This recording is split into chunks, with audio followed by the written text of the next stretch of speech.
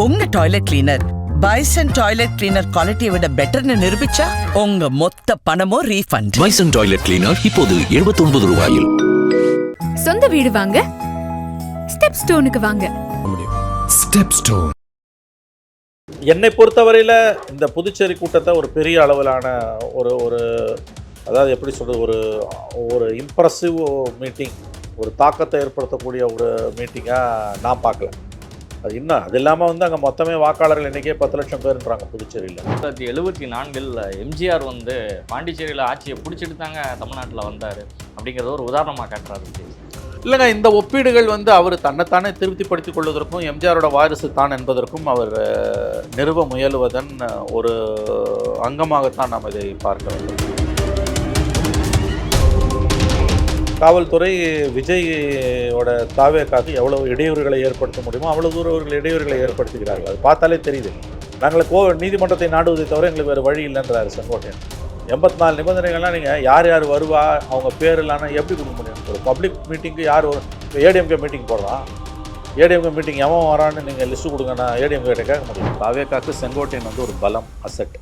நாஞ்சில் சம்பத் அசட்டான்னு கண்டிப்பாக சொல்ல முடியாது. நாஞ்சில் சம்பத் போனாடெல்லாம் பிரச்சனை. இது வரைக்கும் அவர் இல்லாத கட்சியே கிடையாது. அவருக்கு எல்லாரோடையும் முட்டிக்குது. நீண்ட நாள் உறவில் அவராடையும் இருக்க முடியல.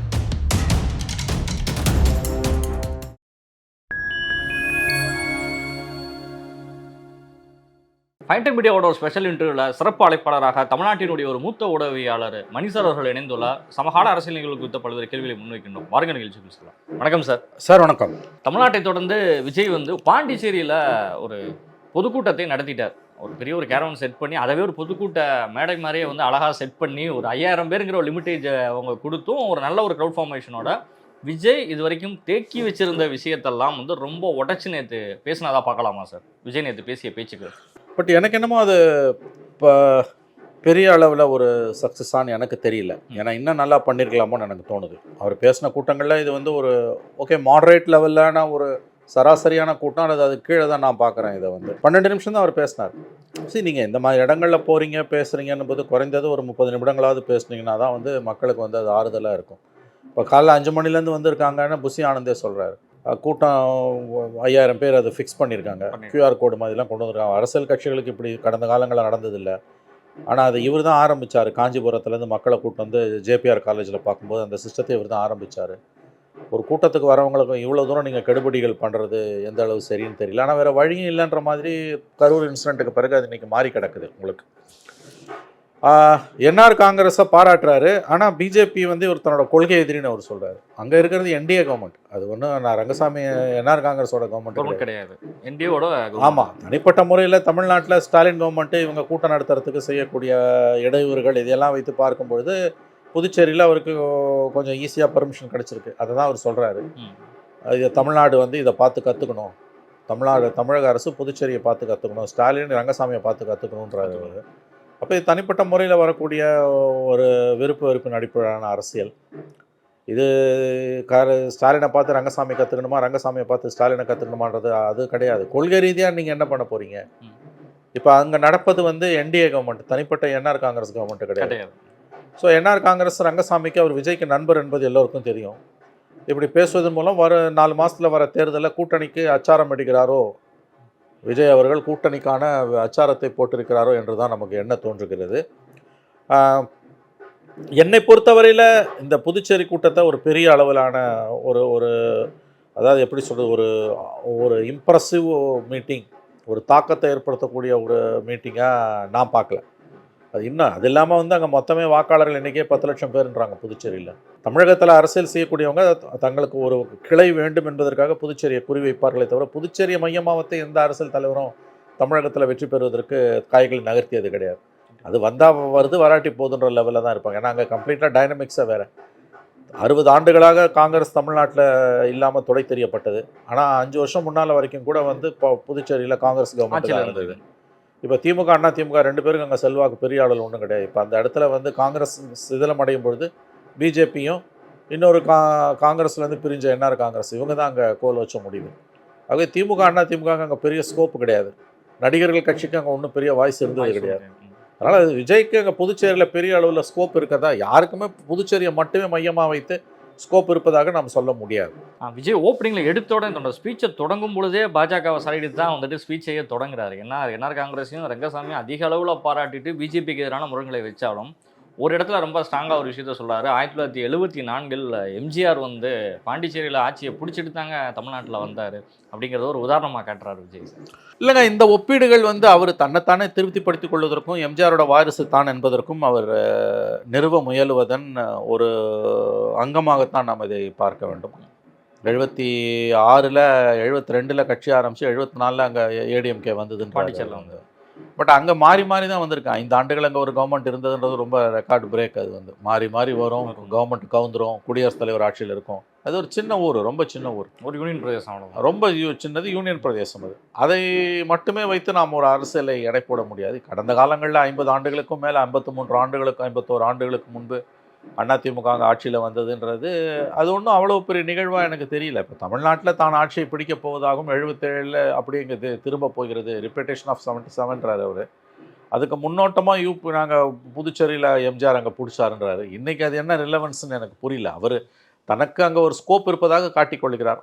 ரங்கசாமி கட்சியோட என்ஆர் காங்கிரஸோடு விஜய் அணி சேருவதற்கான வாய்ப்புகள் இருப்பதாக தெளிவாகவே தெரிகிறது. அது அப்படி தான் நம்ம இதை பார்க்க வேண்டியிருக்கிறது. அதில் விஜய் ரொம்ப இதாகவே குறிப்பிட்றாரு. ஒரு பாண்டிச்சேரி முதலமைச்சரை பாரு, தமிழ்நாடு முதலமைச்சர் தெரிஞ்சுக்கணும், இந்த கவர்மெண்ட் எப்படி ஒரு பாதுகாப்பை கொடுத்துருக்குது, ஆனால் தமிழ்நாடு கவர்மெண்ட் எப்படி நடந்துட்டு இருக்குது அப்படிங்கிறதையும் ஒரு ஒப்பீடுலையும் விஜய் வந்து ரொம்ப அளவில் பேசியிருக்காரு.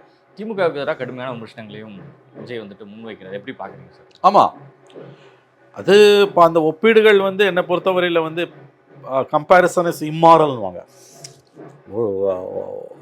எது ஒன்றையுமே இன்னொன்றோடு ஒப்பிடுவது என்பது சரியானதாக ஆகாது. அப்படி தான் நான் பார்க்குறேன்.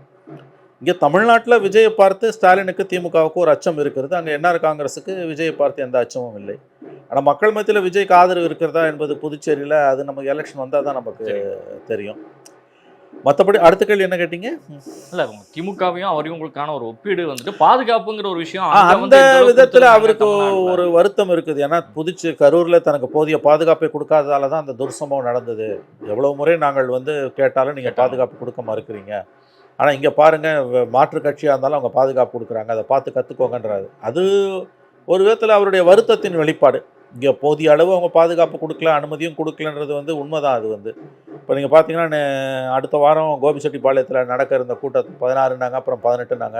டேட் மாறிட்டே இருக்கு, ஃபிக்ஸ் ஆகல. 84 நிபந்தனைகளை விதிக்கிறாங்க. நேற்று செங்கோட்டையன் சொல்கிறாரு. இன்னைக்கு காலையில் பேப்பரில் பார்த்தீங்கன்னா செங்கோட்டையன் அனுபவத்தில் இப்படி ஒரு நிபந்தனைகளை விதித்து பார்த்தது இல்லைன்றாரு.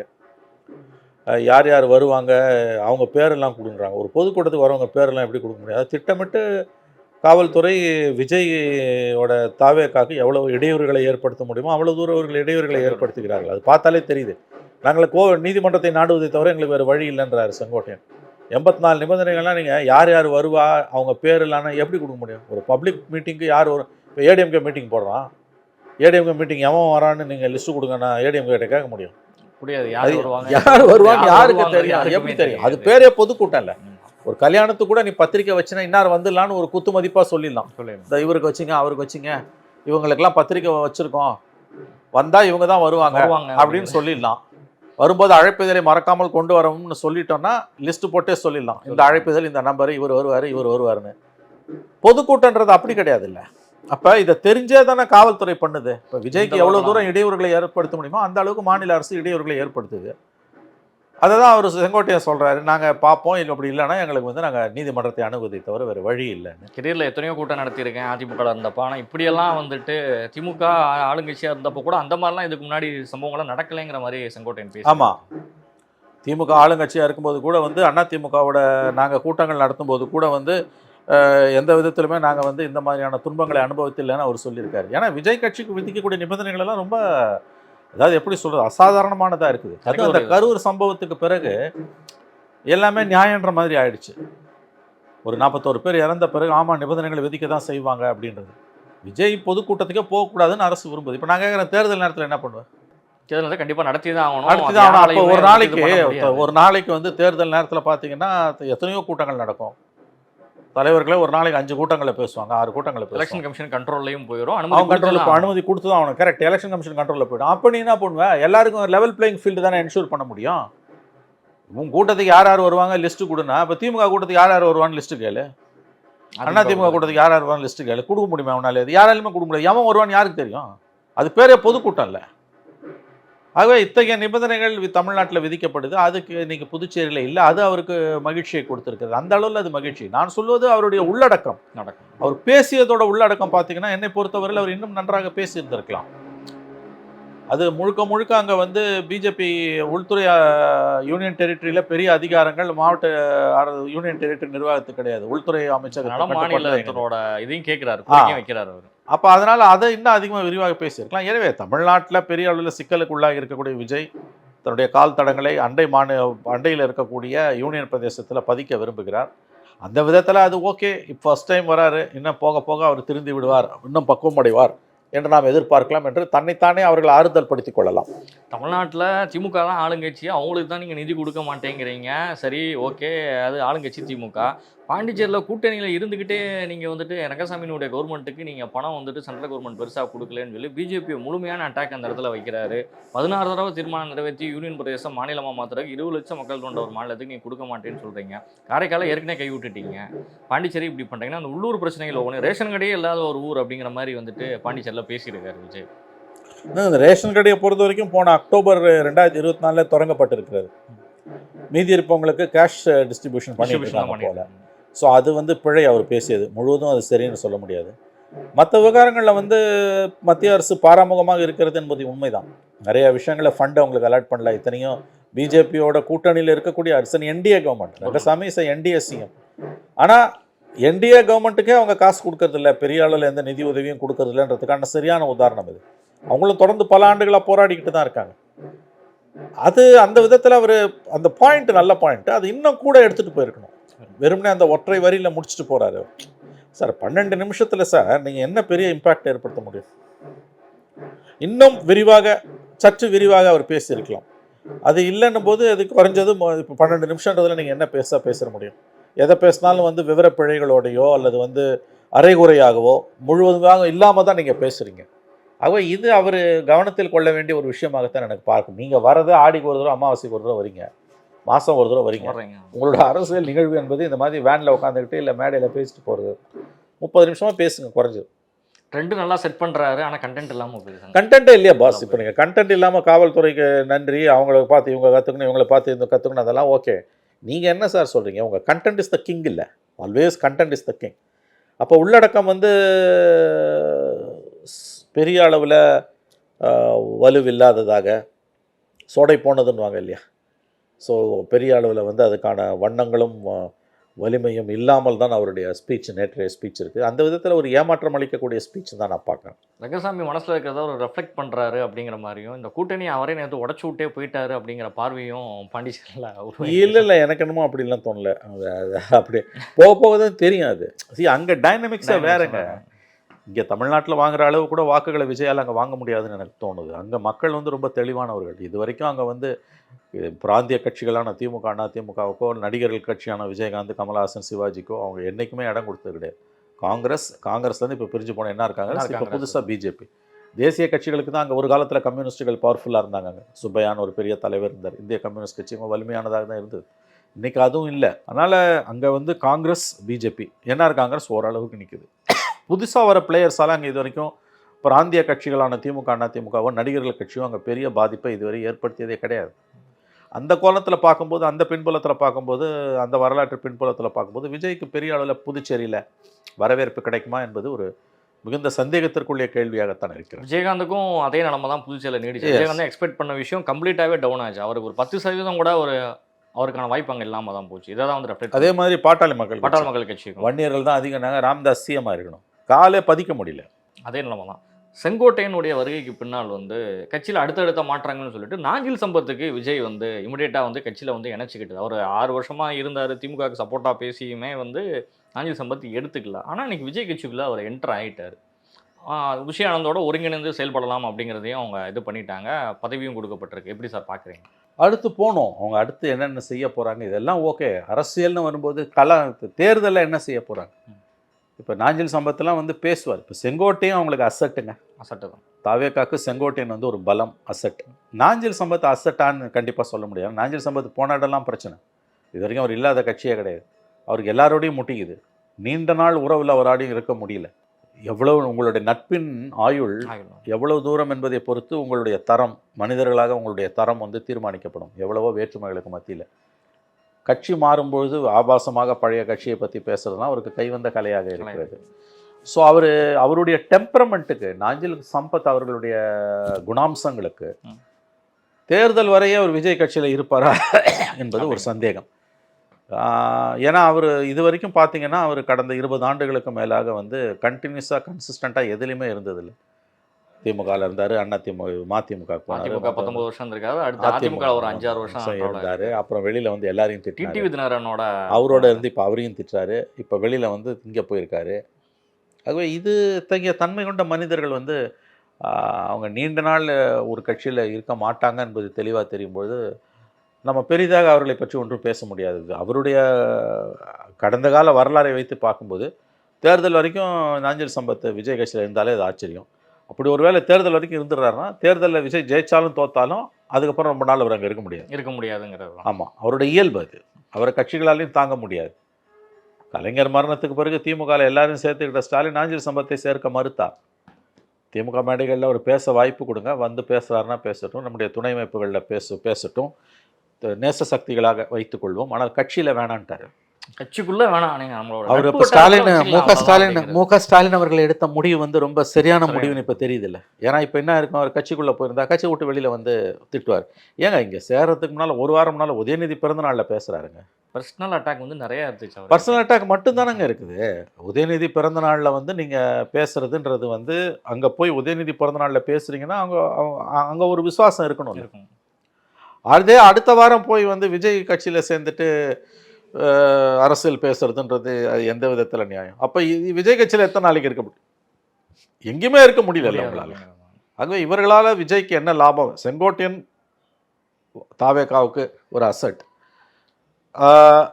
செங்கோட்டையனால் தாவேகாவுக்கு லாபம், தாவேகாவால் செங்கோட்டையனுக்கு லாபமா இல்லையான்னு தேர்தலுக்கு பிறகு தான் சொல்ல முடியும். ஆனால் நாஞ்சில் சம்பத்துக்கு தாவேகா இப்போ ஒரு அடையாளத்தை கொடுத்துருக்கு. நாஞ்சில் சம்பத்தால் தாவேகாவுக்கு லாபமா அப்படின்றது தேர்தல் முடிகிற வரைக்கும் பொறுத்து தான் நம்ம பேச முடியும்.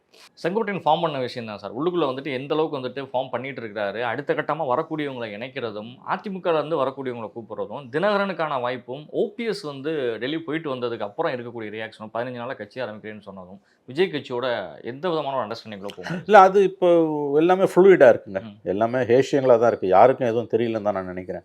தெரிஞ்ச மாதிரி பல பேர் பேசுகிறாங்க. ஆக்சுவலாக கான்க்ரீட்டாக என்ன நடக்குதுன்னு யாருக்குமே புரியல. இன்றைக்கி பொதுக்குழு இப்போ நம்ம பேசும்போது அதிமுக பொதுக்குழு நடந்துருக்கு.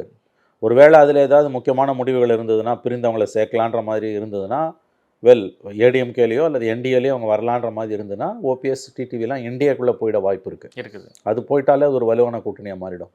அப்படி இல்லைன்னா அவங்கள பிரிஞ்சது தான் என்டிஏக்குள்ளேயும் சேர்க்க முடியாது, ஏடிஎம்கேலையும் சேர்க்கக்கூடாதுன்ற முடிவுக்கு எடப்பாடி வந்தாருன்னா அடுத்தவங்க எங்கே போவாங்க என்னன்றது கன்ஃபியூஷனாக இருக்குது. இந்த பொதுக்குழுக்காக தான் பிஜேபியும் காத்திருக்குது, வெயிட் பண்ணுறாங்கன்னு எனக்கு தோணுது. இன்றைக்கி ஒரு மாதிரி பிக்சர் கிளியர் ஆகிடும்ன்றாங்க. இன்று மாலைக்குள்ளே தெரிஞ்சிடும் என்ன ஸ்டேட்டஸ் போகுன்றது. ஒரு வாய்ப்பு என்னென்னா அதிமுகக்குள்ளே சேர்த்து கொள்ளாவிட்டாலும் பிஜேபி என்டிஏல அவங்க வரலாம். ஓபிஎஸ் தனியாக ஒரு கட்சி ஆரம்பித்து அல்லது அமைப்பு ஆரம்பித்து அது என்டிஏக்குள்ளே அகாமடேட் பண்ணிக்கோங்க. டிடிவி மறுபடியும் என்டிஏக்குள்ளே வரட்டும். வந்த பிறகு அலையன்ஸ் என்டிஏக்குள்ளே ஏடிஎம்கே இருக்கும்போது அவங்களுக்கு ஒதுக்குற பிஜேபிக்கு ஒதுக்குற சீட்டில் நீங்கள் சீட் கொடுத்துக்கோங்க, எங்களுக்கு பிரச்சனை இல்லைன்ற அந்த ஒரு ப்ராட் அண்டர்ஸ்டாண்டிங்க்கு ஒரு சின்ன வாய்ப்பு இருக்கிறதா சொல்கிறாங்க. பட் அதுக்கு எடப்பாடி கிட்டேருந்து என்ன பதிலும் இல்லை. இன்றைக்கு அவருடைய உரையில் அதுக்கான இண்டிகேஷன்ஸ் தெரியலாம். அப்படி தான் நான் அதை பார்க்குறேன். ஸோ இன்றைக்கி ஒரு நாள் நம்ம வெயிட் பண்ணால் தான் நீங்கள் கேட்ட கேள்விக்கான பதில்கள் கிடைக்கும். ஏதோ நடக்குதுன்னு மட்டும் தெரியுது. அண்ணாமலை போய் பார்க்குறாரு, இவர் ஓபிஎஸ் போய் பார்க்குறாரு அமித்ஷாவை. So something is happening. அது என்னன்றதை நம்ம கொஞ்சம் வெயிட் பண்ணி தான் பார்க்கணும். நாமளையும் தினகரன் மீட் பண்ணியும் பேசுகிறாரு, அது சந்திப்பும் நடந்துட்டு இருக்குது. இவங்களுக்குள்ளேயே அந்த அதான் இது ஆல் லைக்லிவுட். அது என்னன்னு கேட்டிங்கன்னா ஏடிஎம்கேக்குள்ளே முடியாது, என்டிஏக்குள்ளே அவங்கள சேர்த்துக்கணும். ஒரு அலைன்ஸாக வந்துட்டு நாளைக்கு அவங்க ரெட்டையிலையை கேட்டு நின்னாலும் ரெட்டையிலே இல்லை, ஒரு சிம்பிள் அவங்க சிம்பிள் இல்லை தாமரையில் நிற்க சொல்லுவாங்க, ஒத்துப்பாங்க. தாமரையில் நிற்க சொல்கிறதுக்கு கூட ஒத்துப்பாங்க. ரெட்டையிலையும் ஏன்னா அந்த இடத்துல எடப்பாடி கேண்டிடேட் போட போகிறது கிடையாது. ரெட்டையிலைக்கு எதிராக தாமரையும் அவங்க சிம்பிளில் நிற்க போகிறதில்ல. அவங்க சிம்பிளை விட தாமரையில் நிற்க சொல்லி தான் அவங்க கேட்பாங்க. இல்லை வந்து தனி சிம்பிளில் நிற்கிறீங்கன்னா அதுக்கு அவங்க என்ன பதில் சொல்ல போகிறாங்கன்றது தெரியல.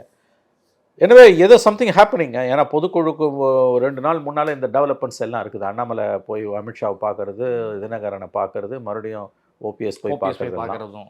ஐ திங்க் ஒரு நாள் வெயிட் பண்ணால் நமக்கு தெரிஞ்சிடும். காங்கிரஸ் தாவேக்கு அந்த ஃபேக்டர் வந்து இடையில வந்துட்டு இவங்க குழு அமைச்சாங்க, திமுகவோட பேச்சுவார்த்தை போயிட்டு இருந்தது. அதெல்லாம் நம்ம கூட்டணிக்கு அவங்க சீட் பேசினாங்க, 70 கேட்டாங்க, 100 கேட்டாங்க, 50 கேட்டாங்கிறதெல்லாம் போயிட்டு இருந்துச்சு. ஆனால் அந்த தாவேக்கா காங்கிரஸ் அப்படிங்கிற அந்த மேட்டர் வந்து இன்னமும் ஓயாமல் அந்த அளவு போய்கிட்டே இருக்கிறது எப்படி சார்? இல்லை ஓயாமல்லாம் ஒன்றுமே இல்லை. அது முழுக்க வதந்தி. அது வந்து 100% வதந்தி. அதற்கு வாய்ப்பே கிடையாது. பிரவீன் சக்கரவர்த்தின்ற கேரக்டர் வந்து அவர் எல்லாரோடையும் சண்டை போட்டுன்னு இருக்கார். எல்லா ரிப்போர்ட்டரோடையும் பேசுறது, அப்புறம் நான் பேசலைன்றது. அவன் என்ன பண்ணுவான், உடனே வாட்ஸ்அப்பை தூக்கி போடுறான், நீ பேசின பற்றி ஆதாரம். இந்த பிரிண்ட் இணையதளத்தோட பேசிட்டு நான் பேசவே இல்லைன்னா அவன் எவிடன்ஸை தூக்கி விட்டான். குமுதம் ரிப்போர்ட்டருக்கு பேசியிருக்காரு, பேசலன்னா அந்த குமுதம் ரிப்போர்ட்டர் வந்து வாட்ஸ்அப் சாட்டை தூக்கி போட்டார், அவரும் போட்டார். பிரவீன் சக்கரவர்த்தியோட இப்போ அந்த ஆள் அந்த நபர் பிரவீன் சக்கரவர்த்தி என்ற நபர் காங்கிரஸுக்கு தீராத அவப்பெயரை கொண்டு வந்து கொண்டிருக்கிறார். இந்த விஷமத்தை காங்கிரஸ் எப்பயுமே பண்ணும். இது திமுக கிட்ட கூட ஒரு 5 சீட்டு 10 சீட்டு வாங்குறதுக்கான வேலையை தவிர 100% திமுக காங்கிரஸ் கூட்டணி உடையாது. தாவேக்கா காங்கிரஸை உதறிட்டு திமுக உதறிட்டுலாம் காங்கிரஸ் தாவேக்கா கிட்ட போகவும் போகாது. ஆனால் சில சில்மிஷங்கள் விஷமங்களை காங்கிரஸ் தொடர்ந்து பண்ணும். அது காலகாலமாக நடக்கிறது தான். அது ஒரு சிலர் பண்ணிட்டு இருக்காங்க. அவ்வளோதான். அது ஒரு கட்டத்தில் அவங்களே முற்றுப்புள்ளி வச்சுருவாங்க.